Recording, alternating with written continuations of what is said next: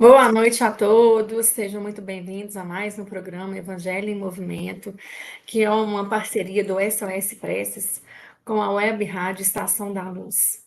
Então, vou dar uma boa noite hoje para o nosso convidado, José Carlos. Boa noite, José Carlos.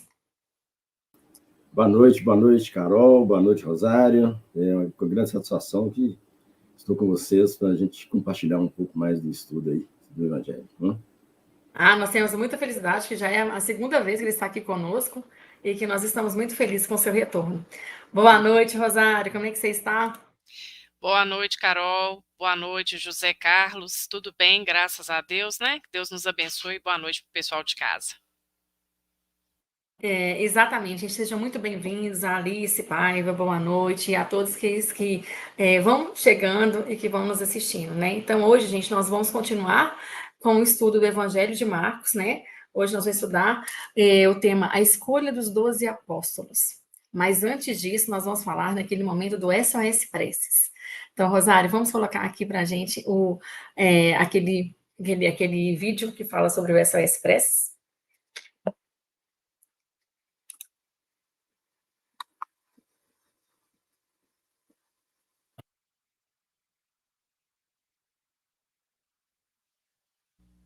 Tá saindo o som, não, né, Carol?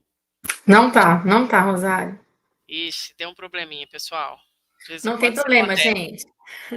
Vamos assistir as imagens que a gente vai falar sobre o SOS Preces. Gente, o SOS Preces é uma instituição que atua há 42 anos com voluntários. Todos nós que trabalhamos no SOS Preces, nós somos voluntários, nós trabalhamos na Seara de Jesus e nós trabalhamos com uma escuta amorosa, respeitosa e carinhosa.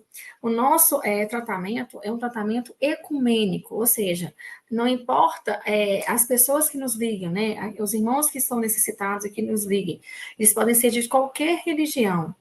Você pode ligar para você pode fazer uma ligação pedindo para alguém da sua família, para um amigo, para uma pessoa de fora, não importa. O importante é que você possa nos ligar, o telefone é 3334-9700, e o valor da ligação é o valor de uma ligação local. Então, gente, nós trabalhamos 24 horas por dia. Nós temos 24 horas de plantão, de domingo a domingo. Então, a qualquer momento que vocês estiverem precisando, sabe, de uma mensagem edificante do Cristo, de uma oração, ligue para a gente. Nós estaremos aqui com o coração aberto para acolher vocês. Tá certo? Então, ligue no telefone 3334-9700. Aí, então, vamos falar do SOS Preces, né, Rosário? Nossa, nosso coração enche de amor.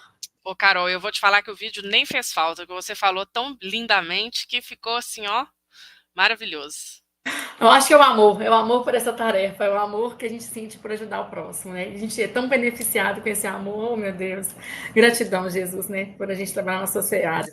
E antes da gente começar com a nossa roda de conversa, gente, que hoje promete, vamos fazer o nosso horário da nossa prece inicial, né?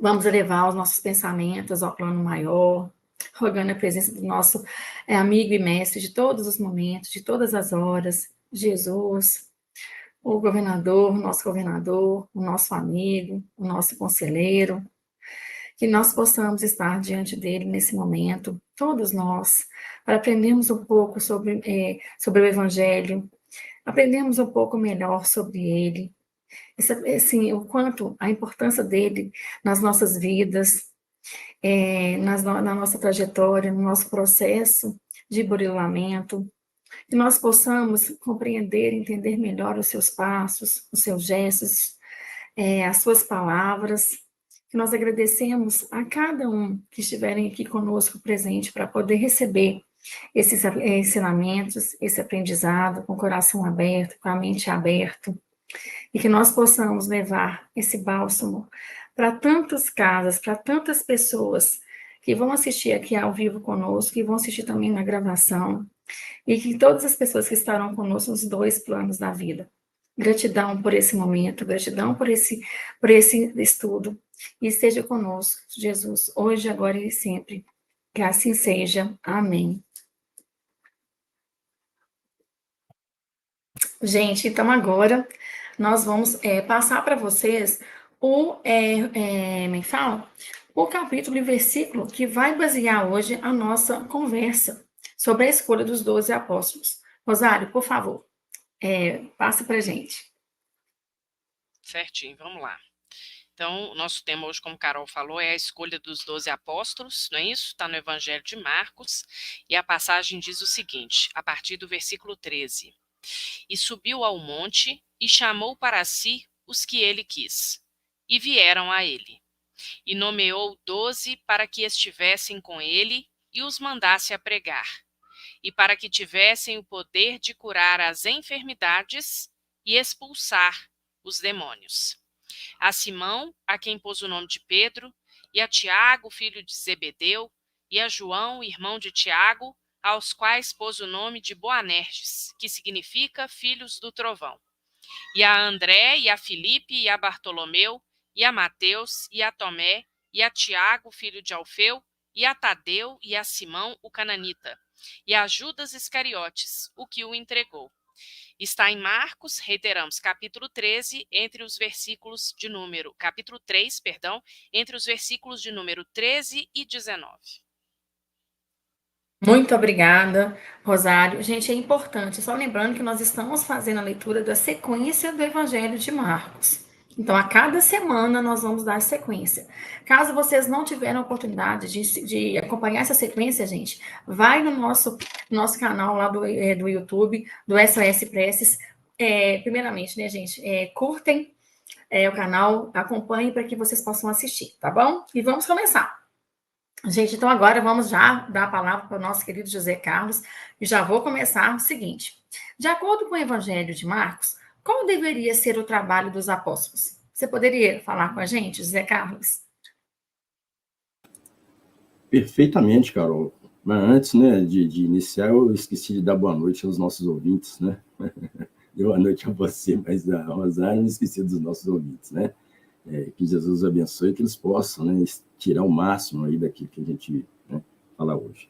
Bom, em relação a essa primeiro questionamento aí, né, qual deveria ser o trabalho dos apóstolos, a missão deles, né, seria fazer a divulgação, né, do Evangelho, né, a boa nova sobre a vida, a morte e a ressurreição do Filho de Deus. Né?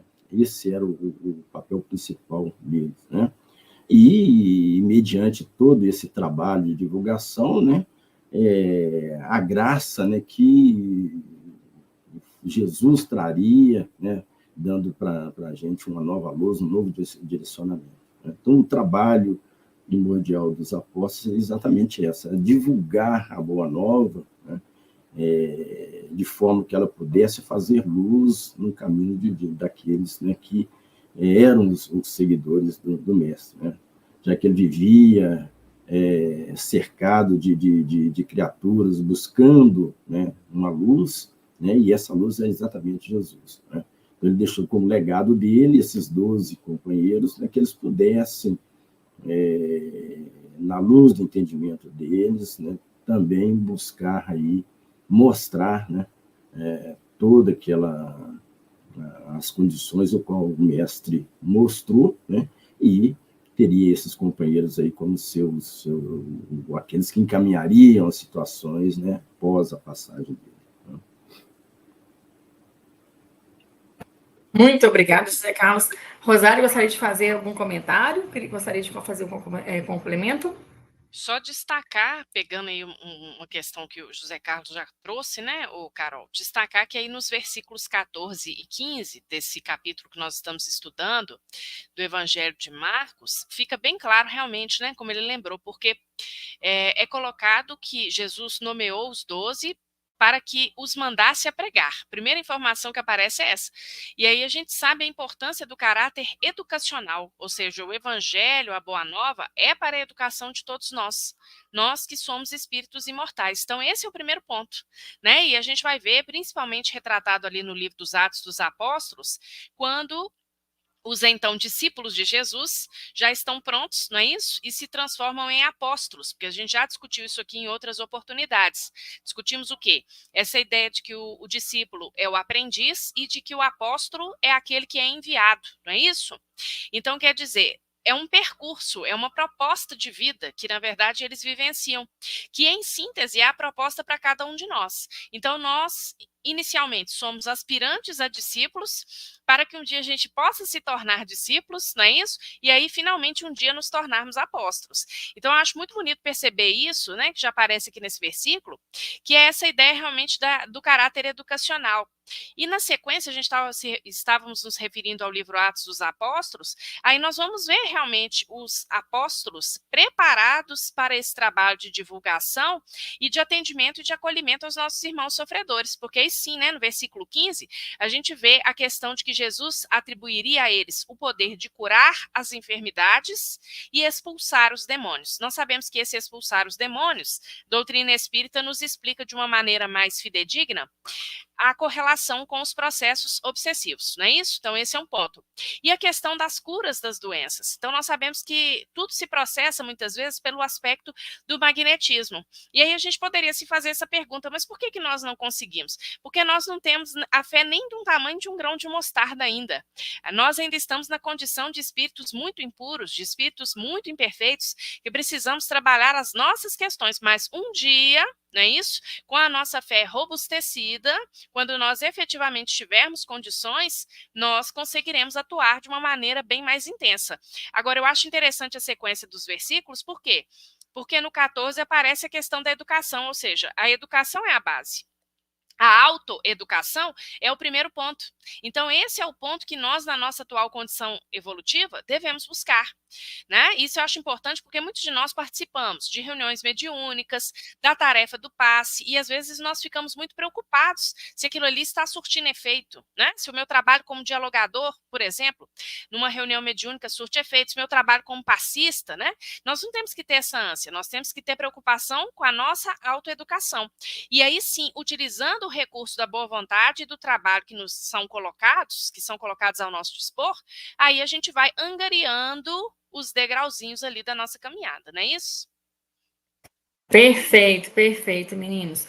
E a questão da educação, né, Rosário e José Carlos, eu acho que é uma premissa de todos nós que estamos, que somos espíritas e que queremos, né, evoluir. Não tem como a gente pensar em evolução, pensar naquela questão da nossa evolução moral, se a gente não estudar, né? Então, assim, temos que pensar nisso. E agora, então, vamos seguir, né? Na cultura judaica, o nome indica a identidade espiritual de alguém, tanto que, em geral, o nome era escolhido depois da circuncisão, de um contato mínimo entre pai e filho. A partir disso, o que poderíamos dizer sobre os irmãos Pedro e André, Rosário? Isso, Carol. Hoje o nosso estudo é sobre os discípulos, né? Querendo deixar claro aí para o pessoal que é claro que nós não vamos esgotar, né? Os discípulos nem teria como, né? Em uma hora, porque os versículos aí é a sequência dos 12 que são chamados por Jesus, ainda que a gente já tenha tido a oportunidade aqui de falar sobre Mateus, não é isso? Porque o chamado de Mateus, Marcos traz num capítulo em separado. Mas, de qualquer forma, nessa sequência que nós estamos estudando hoje, a gente vê aí todos os nomes, não é isso? E aí eu acho muito interessante a gente analisar os nomes. Por que eu estou colocando isso? Porque nós sabemos que pergaminho e tinta era uma coisa muito cara na época de Jesus, não é mesmo?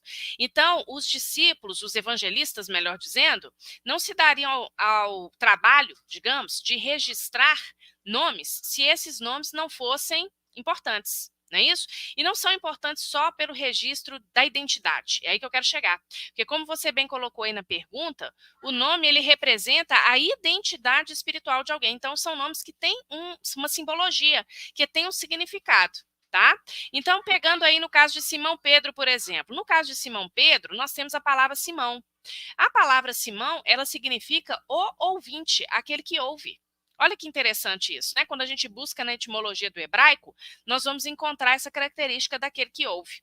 E nós sabemos que Simão Pedro, ele tem ali etapas de aproximação com Cristo, não é isso? Então nós vamos observá-lo ali num primeiro momento, digamos, numa primeira etapa, ainda muito parecido com o que nós somos, ou seja, cheio de dúvidas, cheio de indagações, com vários momentos de invigilância vibracional. Então, em um momento, por exemplo, né, Simão Pedro diz que Jesus é o Filho de Deus, ele é o Messias, e no momento seguinte ele questiona Jesus por advertir os discípulos acerca de todo aquele sofrimento que ele viria a passar no seu Calvário. Né? Logo no momento seguinte, aí Jesus chama a atenção dele. Para quem quiser ler isso com detalhes, está lá no livro Boa Nova, está registrado nos Evangelhos, mas no livro Boa Nova, no capítulo A Lição da Vigilância. É muito interessante a gente observar esse aspecto também. E aí, por que nós estamos colocando isso? Porque, como nós dizíamos, são etapas. Ele tem essa primeira etapa dessa invigilância, de uma personalidade que tem um ímpeto muito grande, mas ele é aquele que ouve. Olha que interessante. É aquele que está próximo a Jesus e tem a oportunidade de ouvir a boa nova. E é aquele que, né, Simão Pedro, pedra, Cefas, é aquele que depois vai ser a pedra angular do chamado cristianismo primitivo. Quando nós temos ali a configuração pela Casa do Caminho, por todas as pregações e os trabalhos que vão ser executados pelos novos seguidores de Jesus, inclusive, não é isso? Que a coisa vai se espalhando a um ponto que se expande realmente para várias outras regiões e abarca outros corações. Então, é muito interessante a gente perceber isso, porque aquele que antes demonstra fragilidades espirituais, é aí que eu queria chegar. Ele é o ouvinte, mas ele demonstra fragilidades espirituais, inclusive naquele episódio em que ele corta a orelha do soldado Malco. Isso é muito interessante, né? Porque ele corta justamente a orelha. Né? Então ele fratura, assim, simbolicamente, não é mesmo? Ele sangra, é como se ele sangrasse a sua própria consciência, porque ao agir com violência, ele vai de encontro a tudo aquilo, né? Isso não é ao encontro, é de encontro, ou seja, ele bate de frente, ele vai contra todos aqueles postulados do Evangelho de Jesus. Percebe? E ele corta justamente a orelha. Então, me parece que não é aleatório isso, né? Porque nos evangelhos, quando a gente vai fazendo a leitura pelas camadas, as leituras mais profundas, a gente vai observando que existem outras significações ali. Então, ele deixa de ouvir aquele momento, né? Depois tem aquele momento de invigilância máxima, né? Quando Jesus diz a ele, né? Pois eu te digo que essa noite ainda me negará 3 vezes. O capítulo no livro Boa Nova também é muito significativo nesse sentido. Por quê? Porque Simão, como tinha uma personalidade muito forte, não é isso? Ele, muitas vezes, ele aparece no livro Boa Nova, por exemplo, a gente vê isso com detalhes, muito numa postura de julgar aos demais irmãos. Então, ele chega ao ponto de falar assim com Jesus numa determinada lição, né? Uai, Jesus, o senhor fica andando aí, né, com mulheres de má vida, o que será que vão sair falando da gente? Então, ele questionava muito, por exemplo, a aproximação de Jesus com uma Maria de Magdala. Nós vemos esses registros, né, nas obras subsidiárias de Chico Xavier. Então, ele tinha muito essa postura de uma veemência, né, porque de uma veemência em qual sentido? Também no sentido daquilo que era seguido e apregoado dentro da cultura judaica, né? Então, aquilo que saía fora também, de alguma forma, vinham ali os questionamentos, né?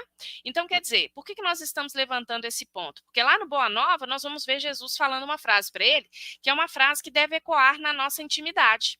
Simão, o homem do mundo é mais frágil do que perverso. Mais frágil do que perverso. Então, primeiro, ele é frágil, ele apresenta todas essas fragilidades, mas ele não se achava frágil, até que ali, na negação de Jesus, quando nega Jesus 3 vezes, ele consegue perceber sua própria fragilidade. E é ao perceber sua própria fragilidade que, posteriormente, ele vai se transformar em Cefas, ou seja, a pedra angular sobre a qual o evangelho iria ser divulgado. É lindo, né, gente? É maravilhoso quando a gente observa todo esse caminho aí, toda essa construção, né, de Simão Pedro, que era irmão de André, sobre quem nós não temos, né, Carol, tantas informações, mas o que nós sabemos é que André foi o primeiro a ser chamado, isso tanto de acordo com a tradição grega, quanto de acordo com aquilo que é registrado também pelo evangelista João, no seu capítulo 1, se não me engano, no versículo 40. E o que chama atenção também na trajetória de André e também de Pedro, né, é que além de ambos serem pescadores e viriam a se transformar em pescadores de homens, como nós sabemos, foram discípulos de João Batista. Então, esse ponto também é muito importante, porque quando a gente volta a João Batista naquela proposta, não é isso? Do arrependei-vos porque é chegado o reino dos céus, eles já buscavam ali algo mais da essência, porque aquele batismo, como a gente já discutiu aqui em outros momentos, aquele batismo que João Batista pregava, não era um batismo das conveniências, né? Não era um batismo exterior, mas era o batismo do arrependimento profundo, da conversão total a novos valores que estavam por vir, porque ele vem preparar as veredas, né? Endireitar as veredas, preparar os caminhos para que o Messias pudesse chegar. Então é muito interessante o fato de que André, por exemplo, ter sido seguidor de João Batista, né? E como nós falamos, historicamente não se tem tantas informações sobre ele, mas nós sabemos, né? Por alguns registros, que ele vai cumprir ali o seu apostolado também na região ali da Palestina, da Macedônia, em algumas localidades ali da Grécia, da Ásia Menor, não é isso? E seja como for, né, independentemente daquilo que chegou para nós, muita ou pouca informação, com certeza cumpriu muito bem o seu papel ali no apostolado do Cristo, não é mesmo? Com certeza, eu acho que assim, você falou, você explicou muito bem a importância de cada um, do nome de cada um, do papel de cada um nessa trajetória, né, da história de Jesus aqui conosco, aqui na Terra. José Carlos, querido, você quer comentar alguma coisa? Você quer acrescentar alguma coisa? Só um Relação minuto. Agora você tá com o microfone. a, Pode falar, por favor. a Rosário colocou muito bem essas questões aí, citadas aí na questão 2, né, que fala sobre a cultura judaica, né? Essa questão do nome, conforme ela colocou, realmente é importante, tem uma significação muito grande, né, para o povo judeu, né? E eles levam isso à risca, até mesmo para a questão daquela divisão das famílias, né, aos quais eles colocavam, né, e principalmente a questão do número 12, né, tem uma significação enorme em relação a eles, né, porque define exatamente aquelas, não seriam linhagens, mas o tipo de situação aos quais eles iam empreender naquela caminhada deles, né, perante o deserto. Né? Cada um daqueles elementos tem um significado enorme, né, dentro da cultura judaica. Né? Perfeitamente, Zé Carlos. Então, agora, gente, eu vou comentar. Fiquem à vontade, gente, de fazer alguma pergunta, de fazer algum comentário. Nós gostamos da interação e da participação de vocês, viu? Então, José Carlos, né, continuando, gente, a nossa conversa de hoje sobre a questão da escolha dos 12 apóstolos, João e Tiago eram filhos de Zebedeu. O que poderíamos afirmar sobre os irmãos Boanerges a partir do que nos é colocado no capítulo 4 do livro Boa Nova? José Carlos, por favor. Perfeitamente, Carol. É interessante, né, o que o Humberto de Campos, de Espírito, né, no livro psicografado por Chico, traz nesse capítulo 4, que é chamada Família Zebedeu. Né? E eu separei algumas situações que são colocadas, que a gente vê claramente no livro, a distinção, né, entre os pais, né? Preso à questão da esperança da terra e o outro, né, à esperança do céu. Né? Isso fica muito claro nesse capítulo 4. Né? Os dois irmãos, eles eram gêmeos, né? E o primeiro contato que Jesus teve com João e Tiago, né? Representa aí, no caso, aí, né? Trazendo a visão desses dois apóstolos em relação ao fato de que eles tinham sido convidados e como é que eles iam empreender ações deles. Né? E, de qualquer forma, também, o que a gente vai tirar nesse capítulo? Né? Que as palavras de Jesus vieram mudar toda uma concepção, né, em relação de Deus, né? Que antes era temido, né? E passa a ter uma nova conotação de Deus como justo, né? Amado, né, pela sua bondade. Né? Então, teve toda essa transformação. Outra situação que a gente percebe no capítulo, né, é que Salomé, né, que era mãe de João e Tiago, né, representa a questão da ascensão social. Né? A mãe dela representa, a mãe deles, né, representa essa questão, né? E esse comportamento, né, mostra que ela ainda não compreende, né, o que era aquele reino pregado por Jesus, né, que era o reino dos céus. Então, ela não tinha essa compreensão, porque ela buscava, né, somente entendia como o reino da terra, assim como fosse o reino Israel, né, na verdade, né? Ela presa às questões materiais, né? E o que ela pretendia para os filhos? Que eles ascendessem socialmente, né? O que ela buscava era isso, né? Isso mostra claramente, né, essa condição. Um outro fator que a gente percebe, né, quando ela encontra com Jesus, naquela célebre fase, né, que ela pede que um senta direito e o outro, né, à sua esquerda em seu trono, né? Isso é muito claro, né? Mostrando que realmente a questão que ela queria, né, se ela entendia Jesus, né, de uma outra forma, colocando, né, um sentado à direita e outro à esquerda, é como se Jesus fosse, né, para ela, né, dentro da visão material dela, né, de uma forma diferente como Jesus se fazia mostrar, né? Depois, né, a gente pode tirar também nesse capítulo, quando Jesus fala sobre a questão do cálice, né? Aí ele pergunta, né, que ele dá a primeira ideia sobre o que é a verdade, né, o que é o reino de Deus, né, que é o reino dos céus, né? Se é preciso saber se eles queriam beber do cálice de Jesus, né? Se queriam beber do meu cálice, né? Ele fala dessa forma, né? E aí, gente, o nosso entendimento em relação ao que vinha a ser entender a frase, né? Antes de tudo, é preciso saber se eles quererão beber do meu cálice, né? Aí a gente vamos trazer para o nosso mundo, né? Nós estamos no mundo de provas e expiações, né? Quer dizer, né, nós estamos num hospital que a gente denomina, um hospital-prisão, né? É onde nós vamos aprender. Na primeira questão, a Rosário falou muito bem a questão da educação, né?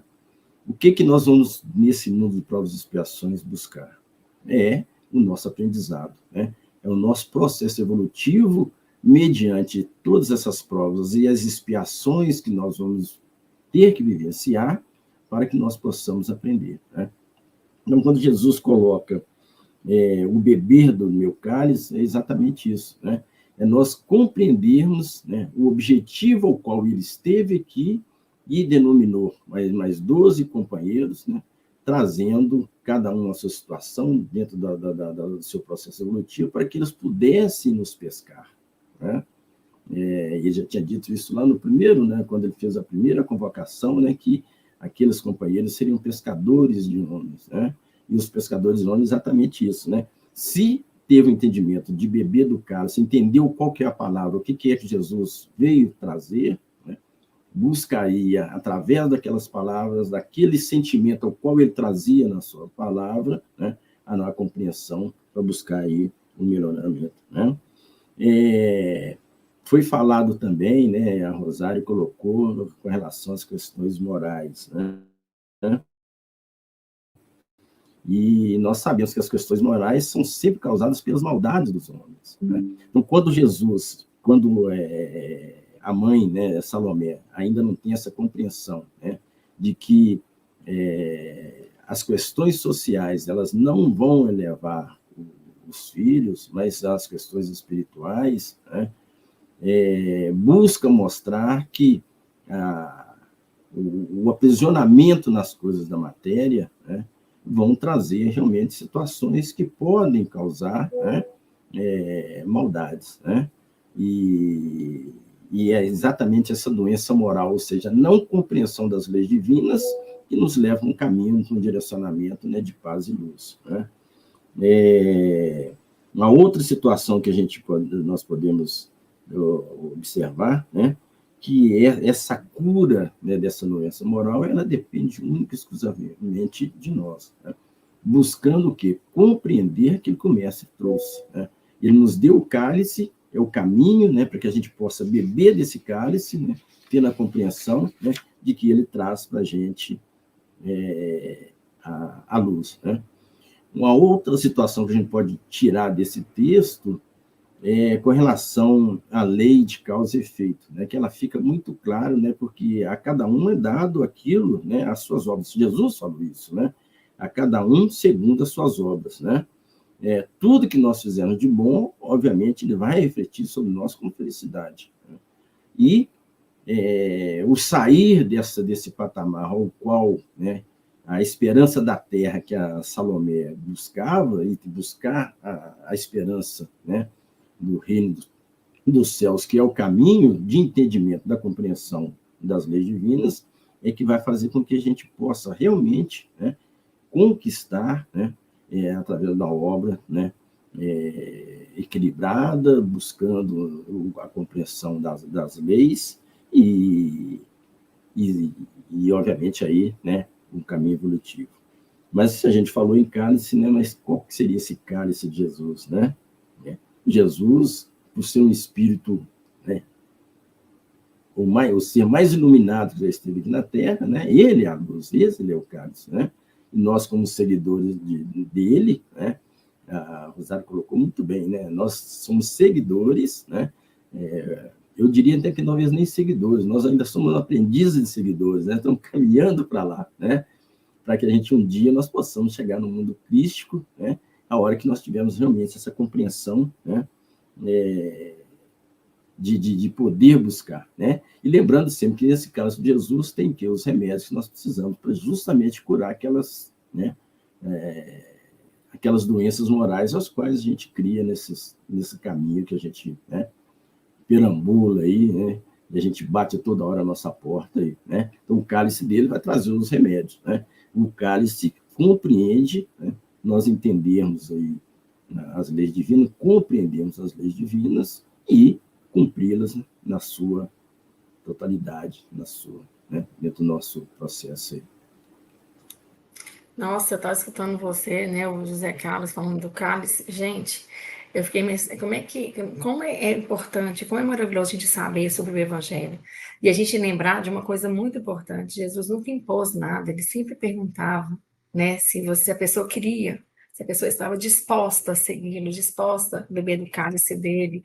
Então é lindo, assim, o José Carlos falando do cálice, e eu só pensando, sabe, na reunião dele com os apóstolos, ele falando, aquela multidão toda, aí é muito lindo. Rosário, você gostaria de comentar alguma coisa? Só pegando um gancho aí no cálice, né, Carol, que eu acho que esse ponto que o José Carlos levantou aí é fundamental. Eu fiquei me lembrando, dentro dessa pesquisa dos nomes aí dos apóstolos, né, essa empreitada aí que eu me coloquei, eu achei interessante porque João e Tiago, eles são filhos de Zebedeu, não é isso? E Zebedeu é uma palavra que no hebraico, ela se relaciona a dote, que em princípio é uma palavra que parece que não tem nada a ver com o nosso assunto, mas que quando a gente vai investigar a fundo tem tudo a ver, não é isso? Tanto é assim que no próprio evangelho aparece a configuração de Jesus como sendo o noivo, não é isso? Então essa figuração, ela aparece no evangelho. Então por que eu estou colocando isso? Porque quando bem rapidamente, né, mas quando uma família, ela gestava mulheres, né? Assim, a cultura judaica era uma cultura que celebrava muito quando nascia um varão, não é isso? Nascia alguém do sexo masculino ali naquele clã, naquela família. O mesmo não acontecia no caso das mulheres, né? Quando num clã nascia uma mulher, aquele clã já estava em desvantagem, digamos assim. E quando elas se casavam, mais ainda. É por isso que a família do noivo pagava, inclusive, um dote à família da noiva. Percebe? Então, quando Jesus, ele vai, né, é como se ele tirasse, né, o noivo, vamos colocar assim, né, metaforicamente, ele tira os dois varões de uma vez ali do seio daquela família. Então, quando Salomé, o José Carlos trouxe muito bem ali o diálogo de Salomé com Jesus, é interessantíssimo, né? Quando ele coloca que ela de fato não compreendia mesmo o que era aquele reino dos céus, como nós também temos muita dificuldade de compreender, né, que a Salomé está dentro da gente. Mas o interessante que eu acho é porque, assim, imagina, né, você retirar de um clã familiar os dois homens, os dois varões, para seguir um suposto, entre aspas, né, um suposto Messias. Então, assim, é muito interessante o capítulo 4, como José Carlos lembrou, porque depois quem vai ter com Jesus é Zebedeu, porque Salomé vai na frente, ela não fica muito convencida e depois é Zebedeu que vai, né? Aí tem um diálogo interessantíssimo lá de Jesus com Zebedeu, e aí Jesus inclusive pergunta a ele, né, Zebedeu, o grande conhecedor das leis divinas, assim, das leis mosaicas, melhor dizendo, Jesus pergunta para ele, Zebedeu, por acaso algum profeta foi conhecido no seu tempo? E aí Jesus vai explicando para ele do que se tratava esse reino de Deus, não é isso? Vai falar para ele que o reino dele era o reino da paz de quê? Da paz da consciência tranquila. E aí é muito interessante porque aí sim, né? Zebedeu confia e entrega ao noivo, percebe? Aquilo que de mais precioso ele tinha no seio familiar. Eu acho isso de uma simbologia assim fantástica para nós também, porque Jesus deixa claro para ele que eles iriam beber do cálice. Não é isso? Que eles iriam passar por muitas agruras, assim como os profetas haviam passado, assim como todos aqueles que em outros tempos, em outras eras, haviam sido missionários divinos. Então Jesus não promete nenhuma vantagem para os filhos de Zebedeu. Mas Zebedeu ele tem ali aquela confiança, isso é muito interessante, né? De entregar, de ofertar a Jesus aquilo que era o seu melhor. Você pegar o nome João, né? Que é Yohanan, é a graça de Deus. Então ele oferta aquilo que ele tinha de melhor para Jesus. Essa confiança também, ela é muito interessante de ser observada. Né? Porque é a confiança que muitas vezes nós não temos. Quando vemos, por exemplo, um filho, uma filha passando por uma situação dificultosa e a gente não tem essa compreensão de que aquele sofrimento muitas vezes vai ser para o crescimento moral daquele filho. E a gente fica no sentimento da posse, a gente fica no sentimento da Salomé, não é isso? Naquele sentimento de proteção, de querer passar à frente, colocar o nosso filho ou a nossa filha à frente dos outros, por exemplo. Então, eu acho que é muito interessante, é um capítulo, como José Carlos lembrou aí, muito rico, né? São muitas as correlações que a gente pode fazer. Nossa, gente, eu sou suspeita para falar, mas eu adoro esse estudo. Assim, cada dia que passa, eu vou aprendendo cada vez mais e mais, mais e mais. E espero que vocês também, gente. Rosário, o que podemos entender, compreender da personalidade de Felipe a partir do capítulo 7 do livro Jesus no Lar? Sim, Carol, porque também sobre Felipe, a gente não tem muitas informações sobre o ponto de vista histórico, né? É uma figura que aparece menos também nos evangelhos, ainda que ele apareça razoavelmente ali no livro Boa Nova, mas quando a gente pega os textos propriamente ditos, também seria um apóstolo menos comentado, digamos assim, né? E ainda pensando nessa questão dos nomes, né? Quando a gente pega Filipos, né? É um nome grego, o prefixo, melhor dizendo, philos, né? Remete àquele que ama algo ou alguém. E hipos está ligado a cavalo. Então, aquele que ama cavalos, né? O que em princípio a gente poderia extrair disso? Bom, na antiguidade clássica, somente aqueles que eram muito abonados, que eram detentores de fato de bens financeiros de uma maneira mais robusta, é que tinham cavalos. Então a gente vê que o nome Filipe é um nome que remete a uma aristocracia. Mas voltando ao que a gente discutia na questão anterior, não é uma aristocracia da terra. Não é dentro da expectativa de quem vai ficar à direita ou à esquerda, né? Acompanhando aquele rei que iria restituir supostamente Israel ao seu lugar prometido, entre aspas, dentro do concerto das nações. Porque essa era a ideia que os judeus tinham do Messias que estava por vir, não é isso? Que o Messias ia restituir a Israel o lugar que lhe era de direito, sob o ponto de vista político, econômico, territorial e assim por diante. Porém, essa aristocracia que a gente vê aí emblematicamente, implicitamente, no nome Filipe, é, claro, uma aristocracia de ordem espiritual. E aí é por isso que é muito interessante, né, a gente pensar nesse capítulo 7, que é o capítulo O Maior Servidor, que está no livro Jesus no Lar, que vai partir justamente de uma interpelação de Filipe para Jesus, né? Senhor, qual é o maior servidor do Pai entre os homens da terra? Aí nós convidamos aqueles que estão nos assistindo à leitura do capítulo, que é um capítulo um tanto quanto longo, e eu vou tentar sintetizar, mas vale a pena a leitura, né? Jesus responde contando uma historinha. E aí, quando Jesus vai contar essa historinha, ele fala que havia uma cidade em que as pessoas estavam muito sem esperança, muito desacreditadas, muito ociosas, né? E aí aparece lá a figura de um militar. E esse militar, ele dá várias demonstrações, supostamente demonstrações de poder, de tática militar, vai convencendo os mais jovens a irem à guerra, né? Mas no final, o aproveitamento daquilo, as pessoas continuavam desiludidas da mesma maneira como elas estavam antes. Depois aparece naquela cidade um político. E aí o político conversa com um, conversa com outro, né? E vai acontecendo ali uma divisão em vários partidos. Velhos contra moços, não é isso? E assim sucessivamente, como se a cidade se dividisse ali em pequenos grupinhos. Então, no final, a discórdia também estava armada. Então, nada de proveitoso também aquele político tinha deixado. Aí depois vem um filósofo. E aí o filósofo funda várias escolas de crenças, não é isso?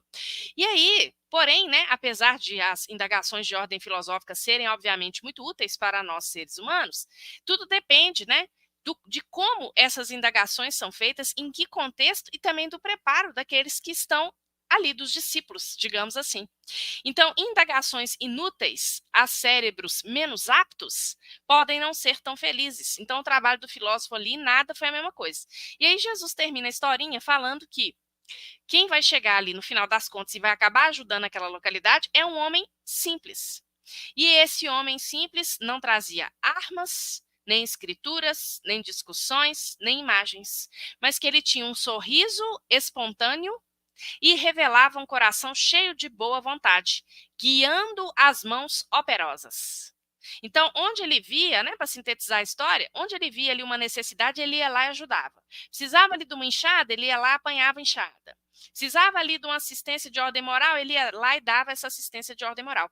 E aí, com o tempo, as pessoas começam a se espelhar nele, a observar aquilo que ele fazia. E aí esse homem simples, com esse sorriso no rosto e essa boa vontade no coração, é quem efetivamente vai transformar aquele lugar. Eu acho essa história assim, muito linda, né? Muito simbólica para nós, porque é o que a gente não tem. Não é isso? A gente busca muitas vezes, pensando aí no nome Felipe, literalmente, não é mesmo? A gente busca a aristocracia, como José Carlos destacou em outra pergunta, sob o ponto de vista material. A gente não busca a aristocracia espiritual. E a aristocracia espiritual nada mais é do que nós sabermos o nosso papel, não é isso? E sabermos também que devemos buscar a pobreza de espírito, no sentido que Kardec nos esclarece, que é o aspecto da humildade. Então, é uma história muito simples que Jesus conta ali para respondê-lo, não é isso? Mas que vai, de alguma forma, aplacar o coração ali daquele discípulo, acerenar aquele coração, que era um coração, em muitos momentos, muito veemente também ao lidar com as coisas, ao lidar com as situações. E um coração que muitas vezes é muito veemente, ele precisa de quê? Ele precisa, muitas vezes, de uma gota de sabedoria e de uma gota de paz, ou seja, precisa da simplicidade, que é o que essa lição vai trazer para nós. José Carlos, você gostaria de completar, de falar alguma coisa? Carol, não, a Rosário já disse tudo, né? Dispensa com complementação aí.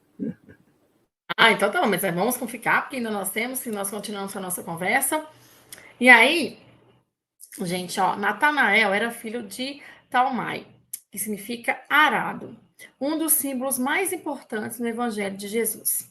José Carlos, você poderia estabelecer uma correlação entre o trabalho do Cristo, dos apóstolos e o arado? Fazendo um favor. Mas para poder responder esse questionamento, vou contar uma pequena historinha, rapidinho, né? E Jesus, ele caminhava na estrada, né, indo de aldeia em aldeia com seus apóstolos, né? E numa dessas paradas, ele foi abordado por um homem, né, que simplesmente falou com ele assim: eu vou segui-lo. Mas Jesus viu que a intenção dele não era realmente segui-lo, né? A intenção era uma má intenção, né? E esse próprio companheiro viu mesmo, ele acabou desistindo. Mas teve um outro, né, que também percebeu, viu Jesus e chegou a falar a Jesus: eu vou segui-lo, mas primeiro eu vou abrir mão dos meus bens, né? E, né, Jesus, né, dentro dessa ótica, né, e ele colocou, então, uma frase que ele colocou e disse o seguinte, deixa eu achar a frase aqui, que me perdi aqui, onde que eu anotei, cadê? É onde que ele vai falar: aquele que, colocando a mão no arado, olhar para trás, não está apto para o reino de Deus. O que Jesus quis dizer com isso, né? Que esses dois cidadãos, né, tanto aquele que teve um encontro com Jesus e disse que ia segui-lo, mas desistiu porque a intenção dele não era seguir Jesus, né? Mas tinha o outro que, mesmo não tendo aquela percepção ainda, né? Mas abriu mão dos bens deles, mas seguiu, né? Resolveu acompanhar Jesus, né? E a gente percebe aí as questões materialistas, né, presas nesses dois companheiros, né? E o que a gente pode tirar, né, disso? Né? A questão do Jesus usava muito essa questão, né, principalmente as ferramentas do campo, né, o próprio campo, né, como analogia para que a gente possa buscar nessas analogias o nosso entendimento, né? E o que a gente percebe aí que, de forma nenhuma, as coisas espirituais elas podem ficar, né,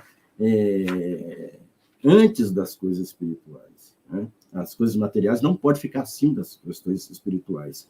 O que esses dois homens eles demonstram exatamente isso, né? Porque eles estavam presos aqui às questões materiais, né? Para eles as questões espirituais eram secundário, né? E o que Jesus mostra quando ele cita a questão do arado é exatamente isso, né? O que significa o arado? O que o arado faz? Ele prepara o terreno, né? Para que a gente possa trabalhar. Esse arado, né? Preparar o campo. O campo é o quê? O nosso íntimo, né? É o nosso terreno íntimo para que nós possamos buscar, na nossa preparação, na nossa compreensão, né? A gente buscar a nossa espiritualização, né? É interessante, né? Porque o arado, né? Você vai trabalhar sempre olhando para frente, você não vai ficar olhando para trás, né? Então, o trabalhar o campo, trabalhar o arado, trabalhar o nosso terreno íntimo, a gente buscar exatamente essa elevação nossa, né? Quando a gente pensa nessa questão da elevação espiritual, se nós abandonarmos as questões materialistas, nós vamos ver que essa espiritualização nossa era o quê? Ela é verticalizada, né? Nós vamos de baixo para cima, né? E o que a gente busca, né, como trabalhar o terreno, é uma colheita farta. É o nós trabalharmos esse campo nosso íntimo de fato, que a gente possa realmente obter, né, um ganho espiritual e não material, né? Passa por essa compreensão. Todos nós, né, isso é fato, né, nós temos o arado em nossas mãos, né? Nós temos esse arado e a gente precisa trabalhá-lo, né, para que a gente possa realmente fazer com que ele utilize esse campo, né? Que nós temos um campo fértil, nós precisamos saber utilizá-lo, né? Fazer com que ele possa realmente dar frutos mediante aí a nossa aplicação, né? O nosso trabalho, né? Nesse terreno fértil, né? E que a obra do mestre, né? O arado vai trabalhar o terreno, né? Jesus veio trazer para a gente, né, como, né, trabalhar, né? Trouxe para a gente o caminhar, né? E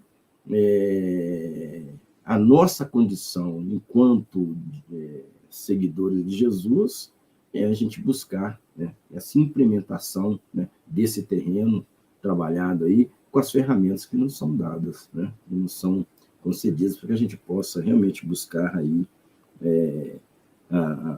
a nossa elevação, a nossa espiritualização, né? Não esquecendo nunca, né, que os bens materiais não podem suplantar de forma nenhuma os bens espirituais, né? Isso é muito claro. Nós, Zé Carlos, às vezes, não sei se a Rosário vai lembrar, que nós falamos e nós comentamos sobre essa questão da materialidade, até da postura, quando nós comentamos fala da sogra de Pedro. Sogra de Pedro, né? Sogra de Pedro, quando estava deitada com febre. Então, assim, até a postura dela horizontal, porque ainda estava muito próxima à materialidade, porque quando a gente trabalha nessa nossa questão moral, a gente eleva, né? A gente vai elevando para o alto, ao alto. E quando você falou que nós temos um terreno fértil, eu me lembrei que, assim, que Jesus, né, assim, Deus é tão perfeito na sua criação, que ele criou cada um de nós, e criou, né, os mundos habitáveis, assim, tudo aquilo que há, e criou também as ferramentas. Então, a gente tem todas as ferramentas, a gente tem tudo aquilo para que nós possamos fazer e trabalhar o nosso campo íntimo. Mas falta o quê? A nossa vontade, o nosso querer, o nosso desejo, a nossa ação, né, gente? Então, vamos buscar, gente, vamos buscar essa inspiração, vamos buscar no Evangelho, nas palavras e nos atos de Jesus, né? Então, vamos lá. Vamos aqui agora, Rosário, falar sobre Tomé e a fé que devemos alimentar em nossa intimidade. Tema fundamental, né, Carol? A fé, que deve ser uma fé com obras, né, como nos coloca a doutrina espírita, e uma fé de ordem raciocinada, não é isso? Mas vamos pegar o que nos é colocado lá no livro Boa Nova, no capítulo Testemunho de Tomé, que eu acho que é um capítulo bem interessante também, e aí fica, né, a dica de leitura para quem está nos acompanhando aí, porque eu acho que o livro Boa Nova, todo o livro Boa Nova, né, gente, é um livro para quem quer conhecer de forma mais profunda aqueles que seguiam Jesus, certamente esse livro é um dos livros mais ricos realmente, né? E nesse capítulo especificamente, no início do capítulo, E Humberto muito de... citado aqui, né, Rosário? Quer dizer, Muito citado. todos os programas, assim, não só o Rosário traz, como também os É, nossos convidados. Então, assim, é importante, gente. com certeza, viu? E no início do capítulo, Carol e José Carlos, o irmão X, na verdade é Humberto Campos, né? Ele vai falar para nós que Tomé, ele tinha uma preocupação muito grande com a influência, digamos assim, dos homens ricos, importantes e poderosos daquela época, né? De que houvesse uma correlação entre esses homens e aquilo que Jesus pregava. Então ele ficava muito assim na cola de Jesus, vamos dizer assim, né, no pé de Jesus, para que Jesus se entendesse com os fariseus, né? E aí, né, na narração desse capítulo especificamente, um dia eles estavam lá na cidade de Dalmanuta e Tomé coloca para Jesus, né, Senhor, eles querem um sinal dos céus. Estão aqui altos funcionários de Herodes que querem te conhecer. O capítulo é longo, Jesus tem várias pausas, vários silêncios, né, como que é deixar de modo a deixar que o discípulo reflita por ele próprio. Mas a coisa vai caminhando de uma tal forma que no final Jesus fala assim: a nossa senha, Tomé, é a nossa própria exemplificação na humildade e no trabalho. E aí Humberto de Campos segue dizendo que mesmo Jesus explicando para ele que a proposta do reino dos céus, né, era uma proposta íntima, era uma proposta de construção interior, não é isso? De que não haveria sinais exteriores desse reino, mas que os sinais eram todos de ordem interior, por assim dizer. Humberto de Campos nos fala que mesmo assim, as pequenas indecisões de Tomé no campo da fé continuavam, elas persistiam. Né? Até chegar aquela cena clássica que nós conhecemos, que é Tomé, finalmente, o ver para crer, né? Que no populacho a gente vê, que é justamente Tomé tocando as chagas de Jesus. E aí Humberto de Campos fala que Jesus sussurrou para ele: Tomé, no evangelho do reino, o sinal do céu tem de ser o completo sacrifício de nós mesmos. O completo sacrifício de nós mesmos. Ou seja, as chagas eram o sinal, não é isso? E aí o Humberto de Campos termina dizendo que finalmente, né, que sob a claridade daquela fala de Jesus, que finalmente o coração de Tomé triunfara sobre o seu cérebro. E que o sentimento lhe acrisolara, ou seja, lhe purificara a fé. Ou seja, ele estava mais purificado na sua fé a partir daquele instante. Então, eu acho que é realmente uma lição assim belíssima, né? Para a gente refletir sobre essa qualidade dessa fé que nós alimentamos no nosso coração. Não é isso? Como que anda a nossa fé, né? Isso aí eu vou falar, vou pegar a palavra do José Carlos, né? Que assim, ele falou que nós somos ainda aprendizes de seguidores de Cristo, né? Nem discípulos. Então, assim, gente, eu acho que isso mostra o tamanho da nossa fé, né? Igual a Reolera falou, né? Tamanhozinho de uma noz, de uma noz, né? Nem noz, eu acho que assim, de arroz, um grãozinho de arroz, né, gente? Porque ainda nós temos muito ainda que andar, de caminhar, e do nosso autoconhecimento e do nosso burilamento, né, gente? Tem muito ainda que aprender. Vamos lá. José Carlos, em relação aos demais apóstolos, né? Tiago, filho de Alfeu, Tadeu e Simão, o Cananeu e Judas Iscariote, que aspectos podemos destacar? Abriu, né? Estava fechado. Bom, o Tiago e Judas Tadeu, né? Eles eram irmãos, né? Eu tinha citado os filhos de Zebedeu como gêmeos, não. Os gêmeos são o Tiago e Judas, né? Judas Tadeu, né? Que eram filhos de Alfeu. Né? E o que eles têm, né? No caso, cada um deles trazem a sua condição, né? Tinham perfis idênticos, né? Como comunicadores, né? O Tiago e Judas, né? E, além da sensibilidade, a simplicidade, né? Que eles traziam, né? E eles tinham, né? Aquela condição, né? De trabalhar em equipe. Eles gostavam desse tipo de situação, né? O Simão, né? O Zelote, né? Ele tinha um perfil mais ativador, ele era um revolucionário, né? Mas ele tinha uma lealdade muito grande para com Jesus, né? Era um entusiasta, né, em relação às questões da salvação, né? E ele era motivado a resolver todos aqueles problemas, aquelas questões, as quais eram colocadas lá dentro do grupo, né? Ele também, né, morreu crucificado, né, assim como os dois primeiros, né? Um morreu apedrejado, né, Tiago apedrejado e o outro crucificado, né? E sendo que antes o Tadeu ele foi martirizado lá na Pérsia, né? Mas a gente vê que o caminho aos quais eles empreenderam, né, buscando trazer aquele trabalho que a gente colocou lá na primeira questão, né, que era levar a palavra do mestre, né? Eles buscaram empreender, quase todos eles foram supliciados, né, buscando levar a palavra do mestre, né? E você pediu também aí no coisa com relação a Judas, né, Iscariotes, né? Ele tinha um perfil idealizador, né? E era criativo, intuitivo, pensava no futuro, mas ele tinha uma característica de ser ambicioso. Ele era, por demais, né? Ele era um financista do grupo, né? Ele que trabalhava com as questões, né, financeiras, e ele tinha um olhar aguçado, né, para as questões da matéria, né? E a diferença dele em relação aos outros era exatamente isso. Apesar de ter um perfil criativo, né, ser idealizador, né, ele tinha a dificuldade, né, de entender a ele mesmo, né?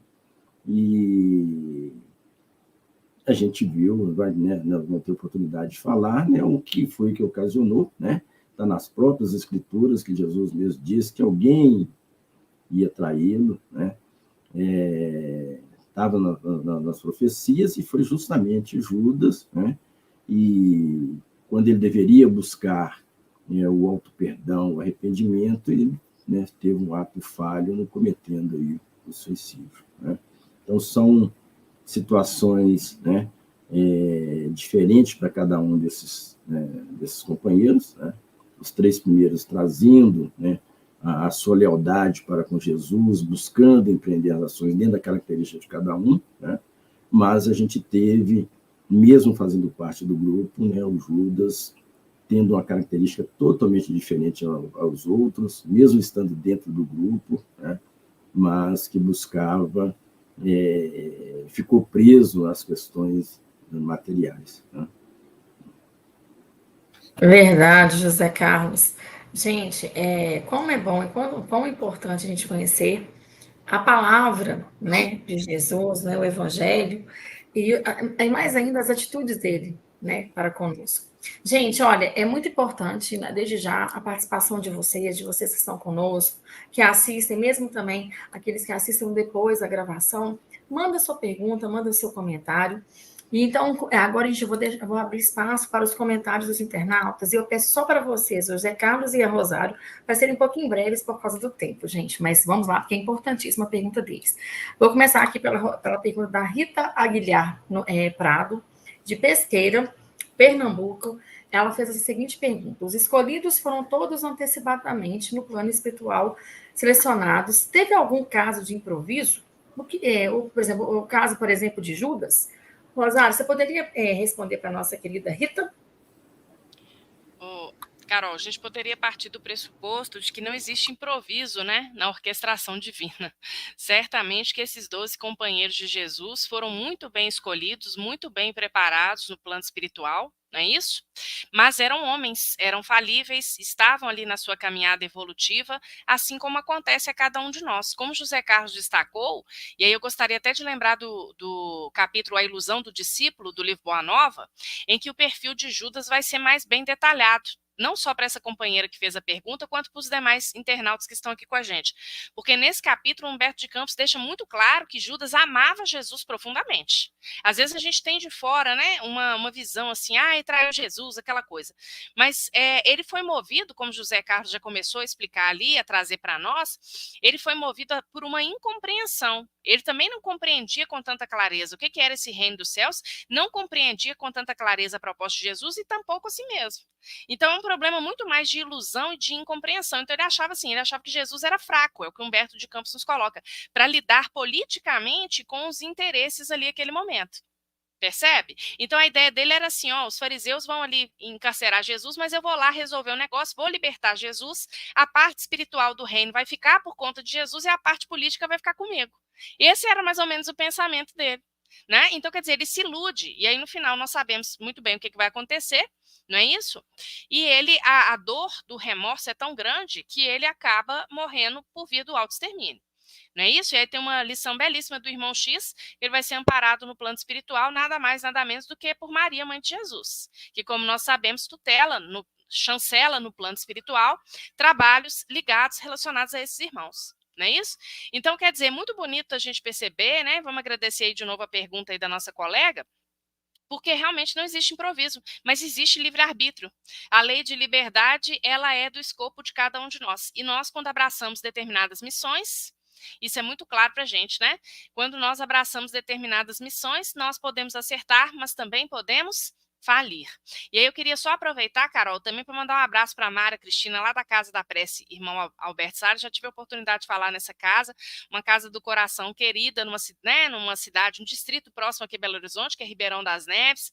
Antes de eu ganhar as minhas meninas, eu falava muito lá, agora eu faço tarefa no sábado, não tem como, mas assim, com muito carinho, a gente registra a presença dessas companheiras, viu? Porque toda semana elas acompanham a gente aqui, deixam um recadinho lá no YouTube, então a gente fica muito feliz. E queria destacar o comentário também da Nathalie, né? Porque ela sugeriu um livro, você já botou aí antes, né? O Diretrizes Apostólicas, também uma companheira querida da Fraternidade Espírita Irmão Glacos aqui de Belo Horizonte, né? Então agradecer aí a participação do pessoal. A gente gostou demais. E o mais importante que você falou, gente, que essas pessoas sempre estão conosco, seja ao vivo, quando podem, mas sempre também assistindo depois, fazendo seus comentários. Agora, vou fazer uma outra pergunta para o nosso querido José Carlos, que veio da Ivone Freitas, de Araxá, Campina Grande.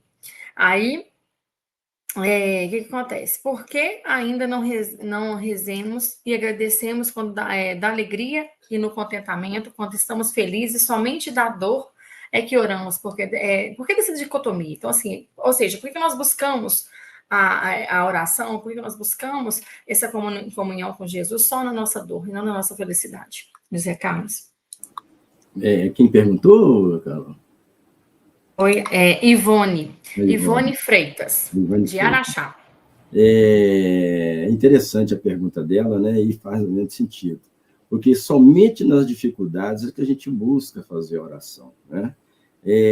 Seja ela qual for, né, a gente nem faz oração, a gente abre um petitório, né?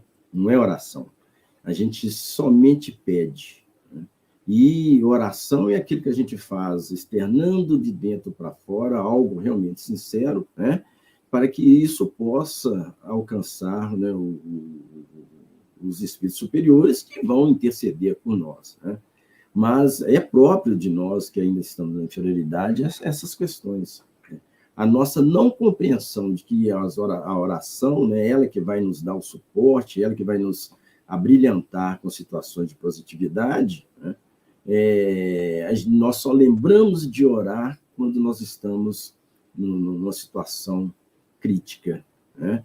E nunca quando nós obtemos uma graça, né?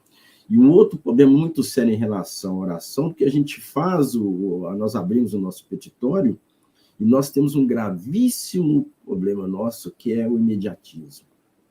Nós queremos tudo para ontem. Né? Então, a gente faz a oração, agora a gente quer que a coisa aconteça de imediato. Né? E, obviamente, né, tudo depende do nosso merecimento, né? A nossa condição em estarmos receptivos a recebermos aquilo ao qual a gente solicita, né? Mas como, né? Foi citado aí o grão de mostarda, geralmente a gente faz as coisas sem fé, né? E a gente acaba não percebendo que muitas dessas situações elas acontecem, né? Não do jeito como a gente queria, mas elas sim são atendidas dentro da nossa necessidade, dentro da nossa compreensão, e principalmente dentro do nosso merecimento. Né? É algo que precisa realmente ser analisado. Enquanto nós estivermos fazendo petitório, obviamente nada vai acontecer. Né? Isso é líquido e certo. Né? O orai e vigiai, né? Precisa ficar atento, né? E pedir e obtereis, principalmente. Está lá no Evangelho. Né? Se nós soubermos pedir, nós vamos obter. Mas, para isso, né, nós precisamos estar receptivos, deixarmos de ser imediatistas e deixar que a providência divina, né, ela encaminhe as situações dentro daquela nossa condição, dentro da nossa necessidade e, principalmente, dentro do nosso merecimento. Nossa Senhora, gente, eu adorei o peditório. Acho que a gente vamos tentar, né, gente, agradecer, sermos gratos e tentar sermos menos peditórios. Agora, vamos fazer uma coisa, gente. Eu acho que falar de prece é falar tudo do SOS Preces, né? Porque a nossa ferramenta principal que nós temos é a prece. Se a gente não confiar nela, como que nós vamos trabalhar na Senhora de Jesus no SOS Prece? Então, gente, lembrando, se você precisou, em qualquer momento do dia, da noite, da madrugada, de qualquer dia da semana, ligue para nós, 3334-9700. Gente, nosso programa acabou. Mas quinta-feira que vem nós temos mais. Então, esteja conosco para mais uma leitura de mais um capítulo do Evangelho de Marcos. E contamos com a presença de vocês, com o carinho de vocês, com esse acolhimento de vocês, que é maravilhoso. Desde já agradecendo ao José Carlos pela disponibilidade, pelo carinho de estar aqui conosco, por nos ajudar a entender e compreender mais sobre o Evangelho de Jesus. Rosário também, gratidão. E eu gostaria de pedir ao José Carlos para fazer a nossa prece final. Então, assim, gente, gratidão, boa noite, fiquem com Deus, Jesus abençoe cada um de vocês e até a próxima semana. Ok, eu que agradeço, né, por estar com vocês aqui mais uma vez, né, aos amigos que nos acompanharam aí, né, na virtualidade, e vamos rogar a Deus, a Jesus, os nossos amigos espirituais que nos acompanharam, pela oportunidade que tivemos de estudar mais um capítulo do Evangelho, buscando com isso aí o nosso crescimento espiritual, rogando ao Pai que possa nos abençoar e nos iluminar e que consigamos, né, com as lições aqui apresentadas, tirarmos aquilo necessário para o nosso crescimento. Que o Mestre Jesus nos abençoe e nos ilumine hoje e sempre. Que assim seja. Que assim seja, graças a Deus. Gente, boa noite, fiquem com Deus, que Jesus abençoe. Boa Tchau, noite, tchau, pessoal. meninas. Fiquem com Deus. Obrigada. Até a Beleza. próxima. Até a próxima.